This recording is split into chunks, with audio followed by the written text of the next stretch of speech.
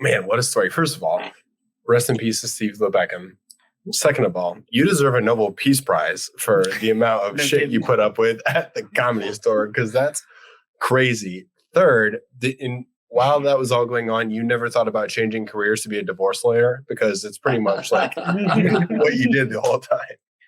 Well, you I have to tell you, the first week, all the comedians were gung-ho. Hey, man, we're going to do this. But after she dug in and people crossed the picket line, a lot of those comedians started getting very, very nervous. Are we ever going to? This was, again, it was a great showcase club. The Improv had just started up at that time. And so, and there's another story in there that Mitzi called her loyalists together for a meeting one night. We had a waitress there that was she was our spy. She was an undercover agent of ours. She would come to us and tell us all the things that they talked about at these private meetings. And what happened was one night, Mitzi said the comedians are going to go on strike, and Biff Maynard and Ollie Joe Prater were in the back of the room. And they said, comedians won't go on strike. They need a place to work. And Mitzi said, they may go over to the improvisation. And Ollie Joe Prater said, what if there was no improvisation? And 2 days later, somebody threw a Molotov cocktail on top of the roof of the Improv and burned it down.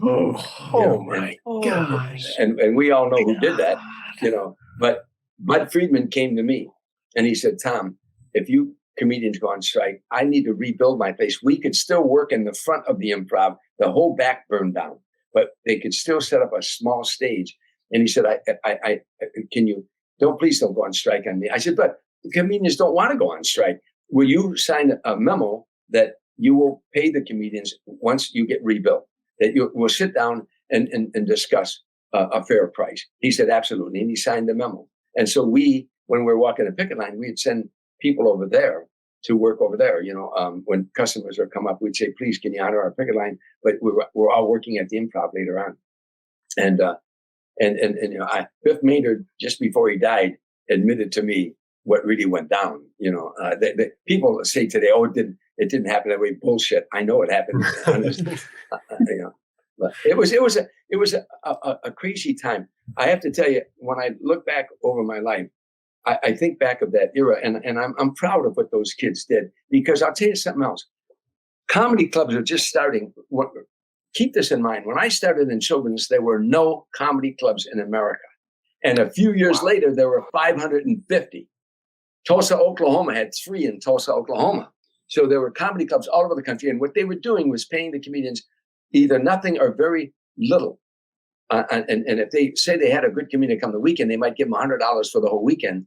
Once we won the strike, they all had to fall in line and pay a little bit more, because a comedian could stay in LA, work the Comedy Store and the Improv, and go out for commercials, audition for shows and stuff, and stay in LA and survive. So all across the country, those comedy clubs had to raise their pay. The improvisation in New York, Bud's wife, who won it in a divorce, she won the club.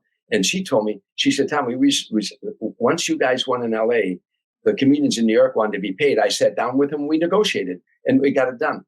In London, England, we got people from London, England sent us letters thanking us, comedians, that they start paying in London. So it had worldwide ramifications for the comedians. So yeah, you literally were the beginning of a movement for comedians. Yeah, I remember one time, it was so funny, a young kid, a buddy of mine was with me, and a young kid walked up to me outside the improvisation. He's a new kid from Baltimore, a comedian. He's a pretty funny kid too. And he walked up to me, he said, hey, Tom Dreesen, somebody told me when you guys started out, you worked for free. You went on stages for free. I said, yeah. He said, boy, first day I ever went on stage, I got paid. I said, congratulations.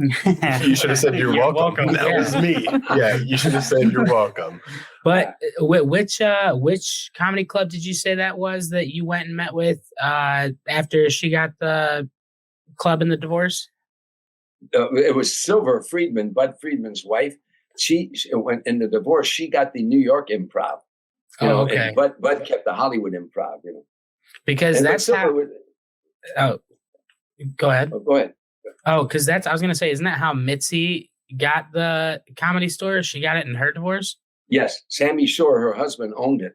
But I have to say this, Mitzi was brilliant. And I love Mitzi. I can't tell you how it hurt me that we had these back and forth discussions, because I thought the world of her. By the way, she gave me that shot If Mitzi, if I didn't get on the Comedy Store, I probably would never got on the Tonight Show. I never forgot that. I used to do radio interviews. Mitzi was very shy, and her publicist would ask me to do radio interviews for the Comedy Store, and I'd take Mitzi with me because she was shy about speaking. But if I was with her, But her husband Sammy, he had a comedy room there, the Comedy Store. But anybody could get up and do an hour. You could do 40 minutes. It was very disorganized. But Mitzi turned it into a Ford assembly line. She, when I started on show business, if you'd have told me, "Hey Tom, you're going to work tonight, but you're going to follow 5 comedians," I said, "I ain't following 5 comedians. No one follows 5 comedians." Now you're following 18 comedians at the Comedy Store. You know what I mean? Yeah. She came up with that brilliant idea.